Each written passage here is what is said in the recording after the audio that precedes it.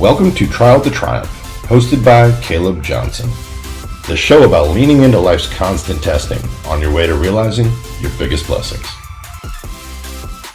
Welcome back, everyone. This is Caleb Johnson, host of From Trial to Triumph, and today I have a very, very special guest with me. So, Madhavi John, how are you? I'm doing great, Caleb. Thank you so much for inviting me on your show. Of course, it is my pleasure. I'm really excited to have you here today. So can you go ahead and give our listeners just a quick background story about yourself? Absolutely. So I am Madhavi. Think Outside the Stocks is my company. I focus on commercial real estate and as well as, making your savings efficient with infinite banking system. So that's just a little bit about me, what I am now. But I came from a very interesting background, Caleb. I came to this country actually some 20 plus years ago with 2 suitcases and couple of hundred converted dollars. So that's my story. I say that, and trust me, this is a story of many, many, many immigrants. So I quite often say that I have a very uncommonly common story. And with that, I built myself, through the visa issues, through the green card issues with me and my husband. We literally rebuilt ourselves in this country twice. And, a great job in consulting with one of the top 5 consulting companies actually. I worked through IT industry, and there came to a point, and we will talk about it in a bit, but there came a point in 2015 that I had to pull the plug of my 6-figure job and kind of start my journey in a reverse way into the real estate. And I know, typically you and me come across a lot of real estate investors. They start creating their partial income first and then the full income to replace their W-2 and then leave the W-2.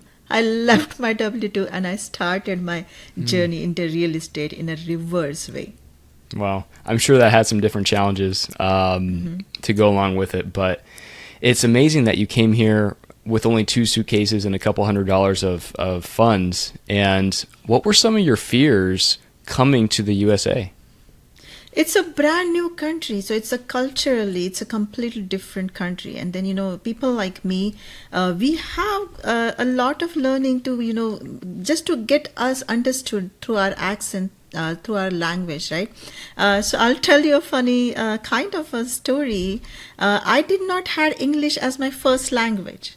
So when in my 8th grade, all subjects became English, and that's when I started kind of really learning a whole lot of English in my curriculum. But I did not even had a confidence of speaking or having a conversation of 4 or 5 sentences till I was like 20 plus years when I started actually doing my first job. That's when I actually built up that confidence of having a conversation in English. So I have come so far, even in the conversation and also on the financial side, being a patriarch household. My father used to take care of all the household, like financials, going to bank, taking out money, etc. Till I was like 18 years old, I didn't even go to bank or didn't know how to withdraw money from the bank per se. So that's really, what the journey I have built myself from, and kind of swimming against the current, if you may call it. And when I started in this country, and positively the question that you asked, that what were some of the fears, right? So just coming to this unknown territory, we did not had car. We didn't had car for the longest time, and be dependent on people and building ourselves from scratch. But we had that determination. We kind of have, me and my husband, the love and the strength that we put together. That's helped through the determination to pull ourselves together, and soon we ended up being at that the 6-figure jobs with top 5 consulting company, 2 kids and a home, that felt like we were living an American dream, because now we have a great job with great company. We have kids born in this country. We have the home. So it felt like living an American dream. But 2008 was kind of, kind of cracked that dream a little bit. And we ended up kind of losing a few things and needing to rebuild ourselves in 2008. And that's the time we actually moved from California to Texas. It's hot in here, but it's lovely in here. And that's when we again rebuilt ourselves and started working again in making our ways path up in the consulting environment that we were in. And Madhavi, you said earlier that when you were around 20 years old, that's when you first had the confidence to actually start speaking in full sentences in English. And do you remember what actually sparked that confidence? Well, just starting to work in the work environment, when we are culturally in a certain environment, whether it's for your friends, your education, you speak in your native language. So it was just never needed. And I remember there was a kind of a career fair, and me and my sister had gone to it. My sister was visiting from US at that point. And she got so mad at me after we went back home. She was like, you did not utter a word there, because she led all the conversation and kind of, I stayed in the background. So distinctly, I remember that I did not had that enough confidence to hold up a conversation in the language. Hi, my friend, Caleb Johnson here, and I have a huge question to ask you real estate investors. How would you rate your personal discipline on a scale of 1 to 10? If your answer is anything less than a 10, I have something neat for you. And let me tell you, discipline means pushing yourself beyond your comfort zone and doing things that are difficult and sometimes boring. Achieving massive success requires you to do those difficult things. Now, I just released a program for investors where I walk with you as an accountability coach to help you stay on track, and I'm doing this for free. That's right, for free. But I'm only offering this to the first 5 people who sign up because I don't have availability for more than that. Starting is easy. Go to redccapitalgroup.com and click accountability coaching at the top right of the screen. So let's get to work, and now to the interview. And I remember when I was an early teenager until I was around 17 years old that I lacked confidence, a lot of confidence, and had a lack of belief in myself. I feel like there was a lot of people growing up where they lack confidence, and there's a time in our lives where we need to push through that, and that can be a lot easier said than done, but there's always something for somebody that we need to do that, right? If it's a language barrier, or if it's talking to a girl or a boy, or having a tough conversation with our parents where we need to forgive them for something. There's so many times when we need to actually push through that. And then once we do, I'm sure for you, Madhavi, it was like a flower blossomed after you were able to have that confidence and start talking to people again. Yeah, and it's actually very, very important what you just mentioned, right? We built our own confidence in our way, right? It's the mindset that we have to change. We are built of many belief systems around us, about us, from our parents, from our neighbors, from our friends, family, education, the systems that we are part of, right? As we start realizing is a first step that what has the belief system wrongfully, have built ourselves. There are certain some good and a value system that is definitely a big part of it, which is important. But there are other belief systems which just kind of create our own mindset around it.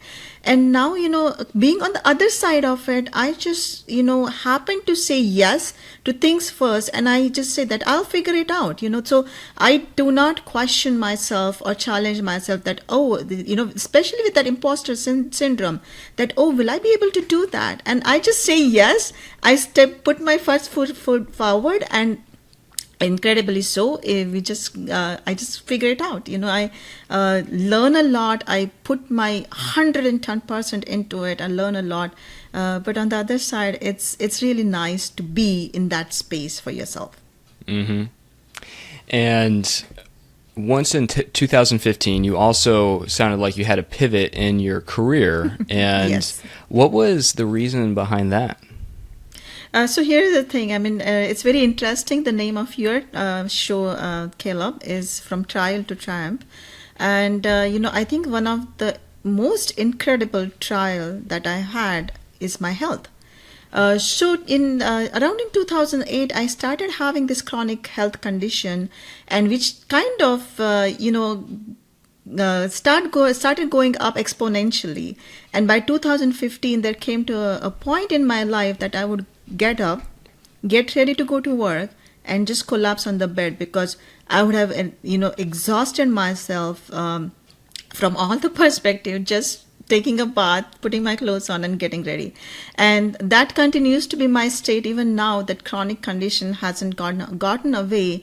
But on the other side as well, just some time back I was mentioning about just saying yes and figuring it out. So I think I have learned many, many things about myself just going through this adversity, just going through this incredible amount of pain 24/7, no matter what I do.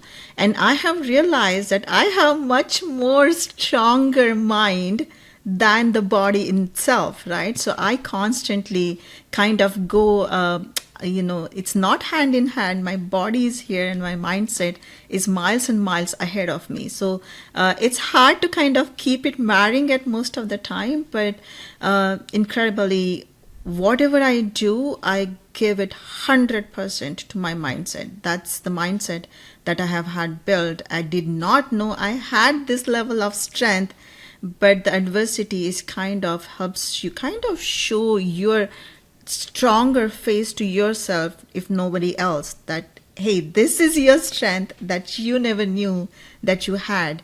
And that actually helps me in multiple different aspects of life. Mm-hmm. I know for me too, adversity is what actually makes me grow. And so I see so many people, they are okay with just being normal.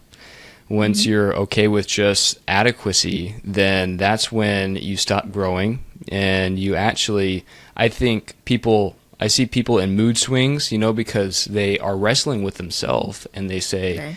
They see that they aren't moving forward, and so they're upset. But at the same time, they aren't doing anything about it, and they don't have any trials or anything that's forcing them to grow. And so I think it is very challenging whenever we do have those, I call them opportunities, those challenging moments that we get to learn from. But sometimes we are blessed with those, right? But that doesn't make them easy. Love that perspective. Diversity is actually opportunities. I love that perspective, Caleb, and I kind of agree with you on that. And at the same time, I also believe that adversity for somebody or for everybody is different than the other person. Just because I have this incredible chronic pain in every part of my body does not mean that my adversity could be different than somebody who is walking on the street and just impacted by migraine, for example, right? I think all of us have that kind of handcuffs. All of us have our share of adversities that makes our life in a way a level of difficulty. It adds that level of difficulty that we all fight through it.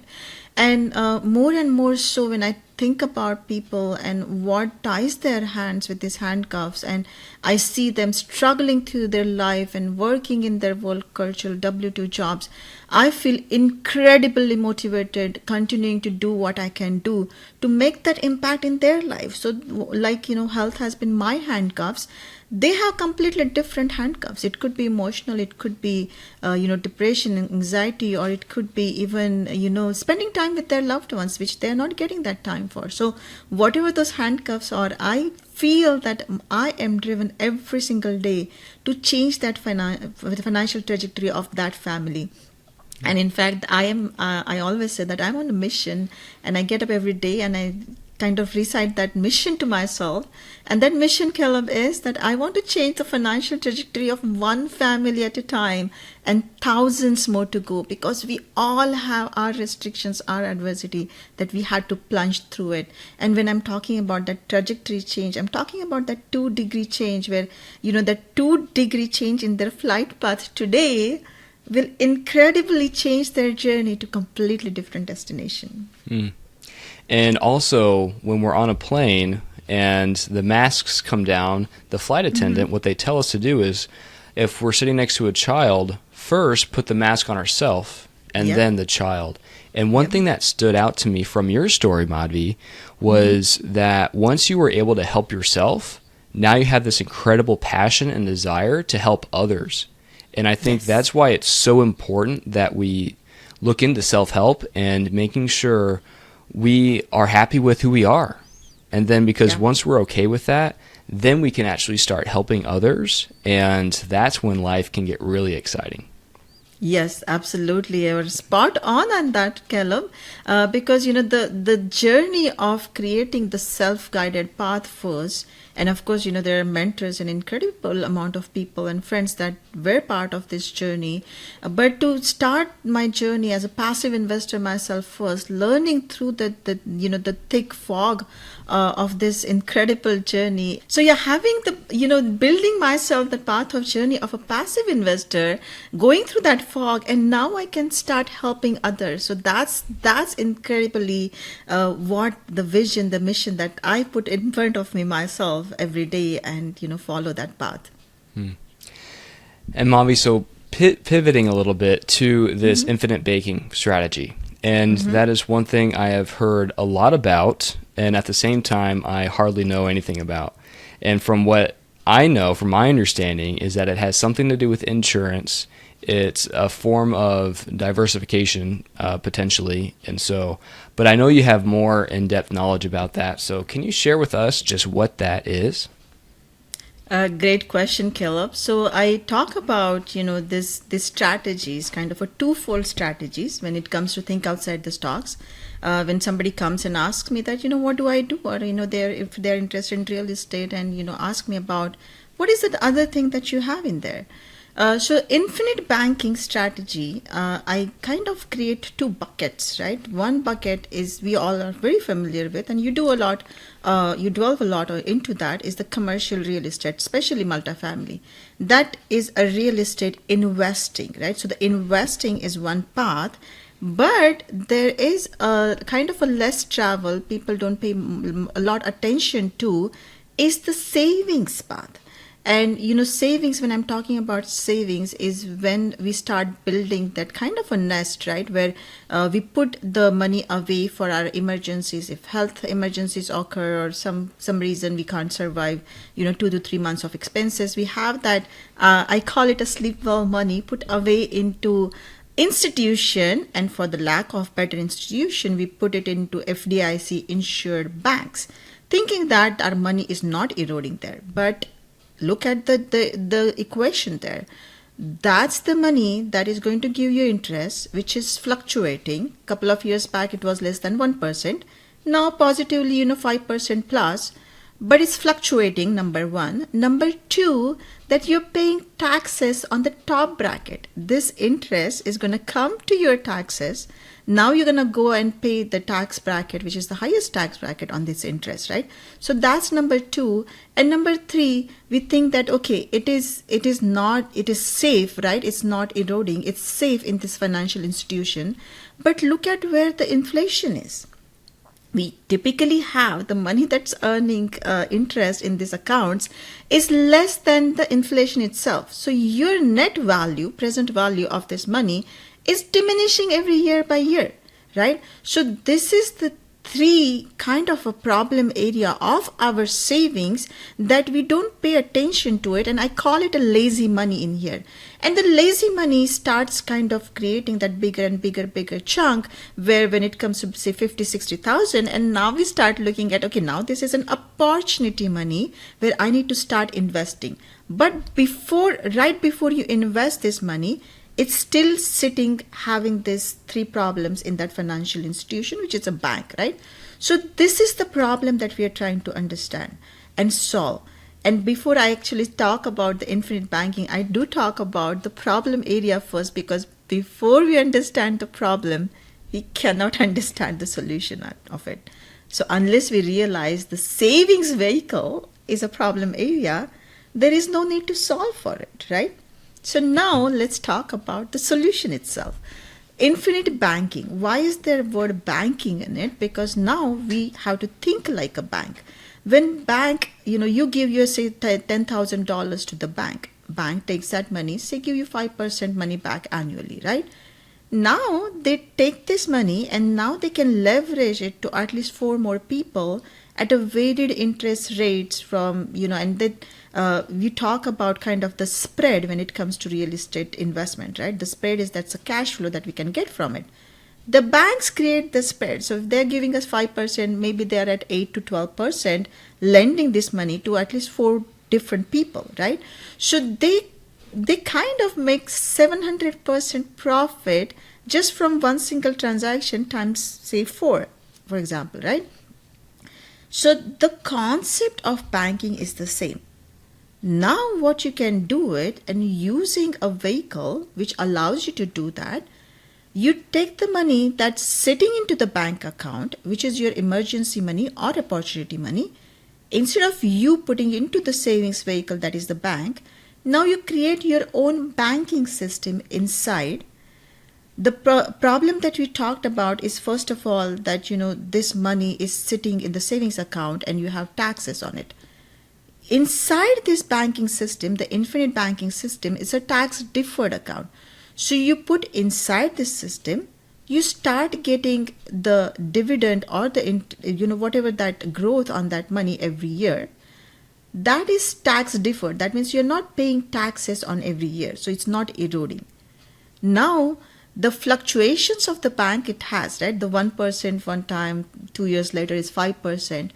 Inside the banking system, because it's tied to a certain vehicle around insurance, they have a consistent dividend history.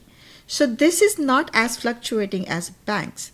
And now when it's building inside that wealth for you, it's compounding year after year.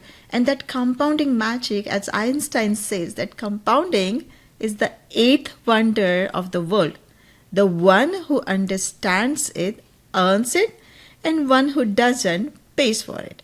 So that is the magic, that is the strength that we are trying to utilize inside the banking system, where your principal is increasing every year and you kind of create that snowball, which may seem like it starts small, but it's building you massive wealth as it goes on, especially, in 10-15 years, it's just going to be a massive snowball. So now this strategy of infinite banking, it goes beyond that savings, but I always say that the perspective is everything. So now it can grow, preserve, protect, and pass your generational wealth using that same strategy while you continue doing your investing strategy on the other side. So this is kind of the premise of the infinite banking system. Any questions so far that I can answer? Yeah, I appreciate you sharing that, and that is interesting, and I'd love to pull some things out of that. But first, from my understanding, is that instead of a banking institution, I'm going to put my capital into another institution that is going to give me more of a return compared to just an interest rate. And then there's no tax. It's really just like a savings account that has no taxes. Is that fair? So it's tax deferred in a sense that it's growing tax free. Now, if you want to withdraw from it, you have certain strategies about how you can withdraw tax-free. But before we go that, let's actually talk about the vehicle itself, right? You had kind of a hidden question in there that, instead of banking institution, you're using some other vehicle. Let's talk about that vehicle a little bit, right? So this vehicle is created based on the philosophy of life insurance. And it's not your ordinary life insurance, but it is, and every word that I'm saying is going to be really, really important. So this is a whole life product, not the IULs, VULs. It is the whole life product, which is dividend paying, has consistent history with mutual companies, not the stock companies, with mutual companies that have been existing over hundreds of years of age. It is not an ordinary life insurance. Even with those companies, it has to be structured in a very, very specific way so that the life insurance cost of it is minimal, and now you can push more money into this bucket. So this money that you have pushed as in additional cash into this bucket is what you're going to start earning those dividends every year. The insurance company is going to provide you.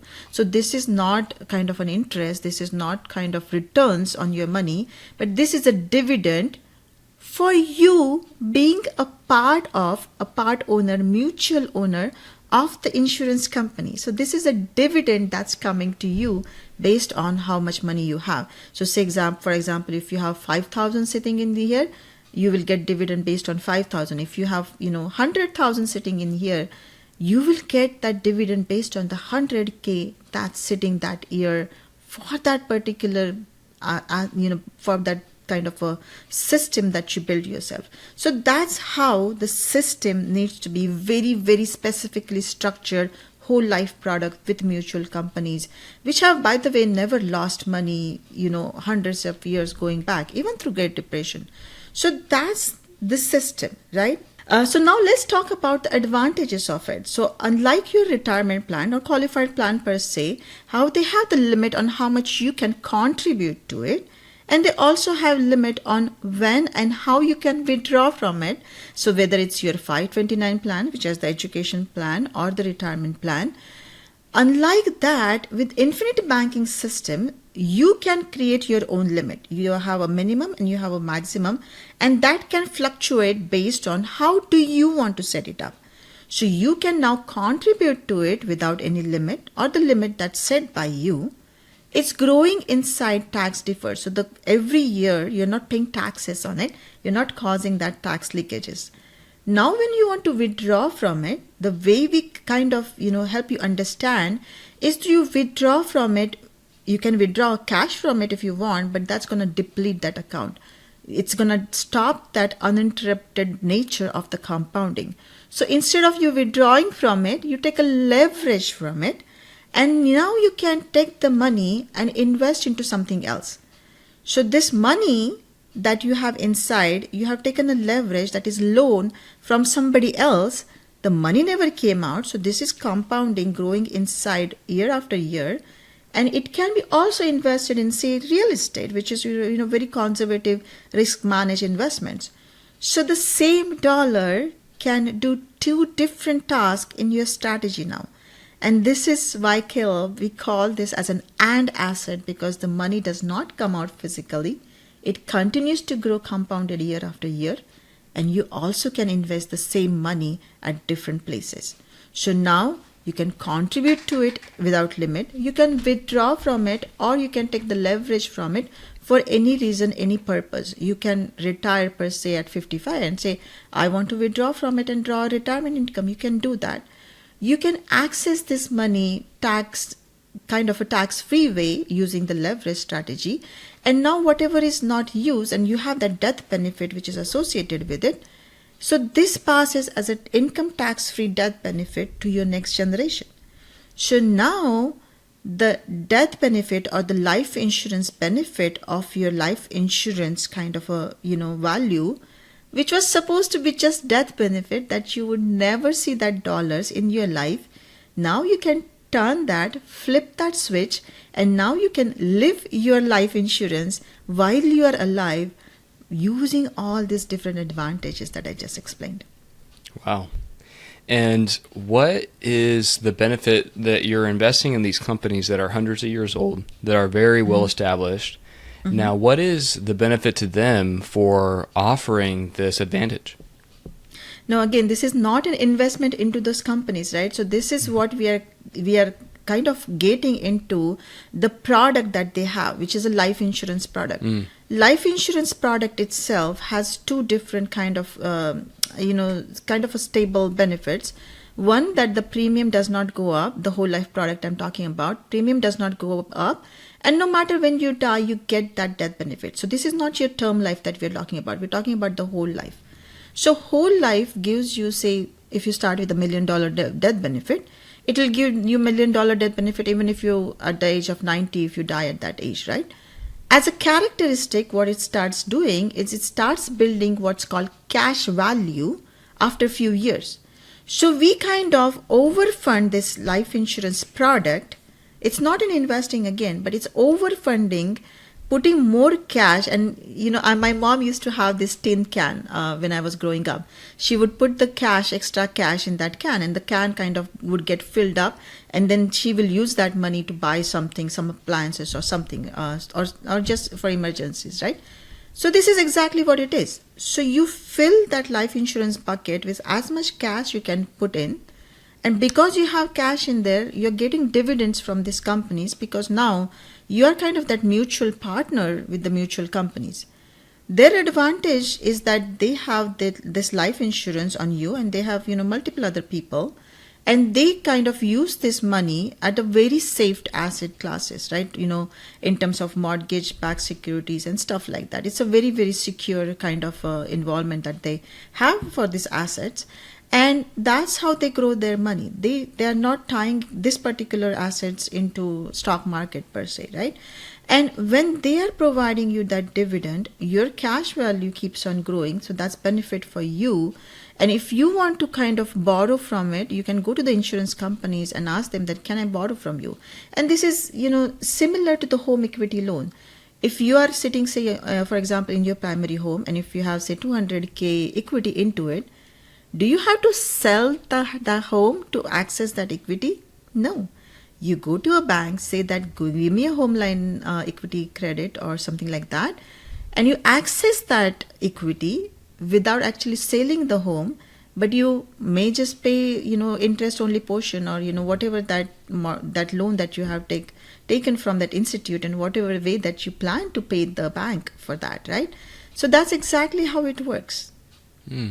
Madhavi, that's a very interesting strategy, and I'm really grateful that you shared that information. Now, on the flip side, what would you say are some disadvantages of this product? So instead of disadvantages, I'm going to talk about what we have to be careful about, right? First of all, when I heard about infinite banking system and I was curious about it, and I heard the word life insurance attached to it, I mean, trust me, we all have had different stories of life insurance agent trying to sell us life insurance, and that's why we have kind of negative connotation to it, right? So I was super, super skeptical about it. And when I'm super skeptical about it, I go back to my numbers and my scenarios in Excel, and I kind of map it out. And I mapped it out, and it came out to be, flying colors. And I kind of was overwhelmed to see that, oh my God, this system really works. And that has taken, I have taken to my heart that I create different scenarios, education videos, so that I can educate people about it, right? So the most important aspect of it is understanding what it can do for you. And I'm here to help if you want to jump into that education cycle, right? The second important aspect that you have to remember, that since it's still tied to the life insurance kind of a vehicle, it's still tied to your health and your age, right? Does that mean if you are like 50 years of age, you can't do it? Or if you have, some incredible health condition, which is really sad, but, if you have that health condition which will stop you from having that life insurance, well, we always look at, different ways. So for example, if you are even 50 plus age, we can still build this for you. You just have to have a different entry point for this system. And if your health is an issue, and if you have like a diabetes or cancer or something else, we take this strategy and implement on your other family members, so your spouse or your children. It's the point is to use this institution, to use this kind of a strategy in any way possibly that you can use to build that wealth for you. So that's few of the things that you have to keep in mind. And one bottom line, I have to say that it has to be mutual companies, whole life dividend paying, and finally properly structured. This is not your ordinary life insurance. So most of the times life insurance agents don't even understand it, or don't want to implement, because their commissions are pretty much impacted with design of this particular product, right? So for me, that I have taken that to heart, and that's when I sit down with you, understand what you want to implement, how you want to use it, and how much money you have to start with, what kind of insurance should we put around you, and kind of balance of that growth and the insurance benefit for you, so you kind of have one stone and two birds in it. And I sit down and understand first, education is the key. That's the first foot forward always, and then I help you kind of create that modeling and implementing in your own strategy in a very structured way, whether you want to use it for education purpose for your kids, or retirement, or simply for the investing. So those are some key aspects that you have to keep it in mind. It's not your ordinary life insurance at all, and many life insurance agents don't even understand. So if you go back and say that, oh, my brother-in-law is an insurance agent, let me just ask him to implement it. You don't want to get into somebody who's not experienced and who doesn't know how to implement it, because this could actually create that 2-degree change in the negative direction. And in future, your hard-earned money could definitely not see this potential that it has. And Madhavi, are you a broker for this kind of product? Yeah, so I'm an independent agent, so I can work with different insurance companies, and mostly mutual companies, right? Like Penn Mutual, Mass Mutual, Lafayette, One America. So I am not captive to, say, particular one company like New York Life, for example. And that actually helps me cater my client's need in a different aspects. So I create different kind of structure based on, product that's right fit for them. And again, education is the key. I help them understand the product, because insurance could be pretty complex. That's right. Well, I think we'll go ahead and pivot to the final 3 questions. But first, thank you so much for sharing all of that incredible information. I know Absolutely. I learned a ton from that, and I'm probably going to re-listen to this a couple times so that I don't lose anything. But the first question that I'll ask you is, if you have a book recommendation for our listeners, what would that be? Well, I live and breathe, and one book is like a Bible to me, and that's Go Giver by Bob Burg and John David Mann. This book has changed my life, because this book talks about how incredibly important it is to add massive amount of value to massive amount of people. And if you look back at my mission statement, which is to change that financial trajectory of one family at a time and thousands more to go, that's actually built on the principles of Go Giver philosophy. So for me, it's really, really important every day when I get up or, contribute to anybody, I meet anybody, either virtual or in person, or get in touch with somebody, is to ask that question, that what is the problem that they have, and how can I solve it, and how I can impact this massive amount of people through this drive that I have. And, any day I don't take any step towards or action towards that general mission of myself, I feel like I'm doing a disservice to people, because I didn't take a step closer. I didn't, put some education out for them. I didn't put an episode of my podcast out for them. I'm doing a disservice. So that keeps on going for me. And The Go Giver by far has been my most favorite book. And if people want to get in touch with you or learn more about you, where can they do that at? Absolutely. So thinkoutsidethestocks.com. That's my website. That's my company. And social media, Instagram, Facebook, everywhere. That's how you can find me. Think Outside the Stocks. And I also, like you, Caleb, I also have a podcast, Think Outside the Stocks. And as the name says, it's not just about a passive income or creating that financial freedom, but I take a look at it from a very holistic perspective.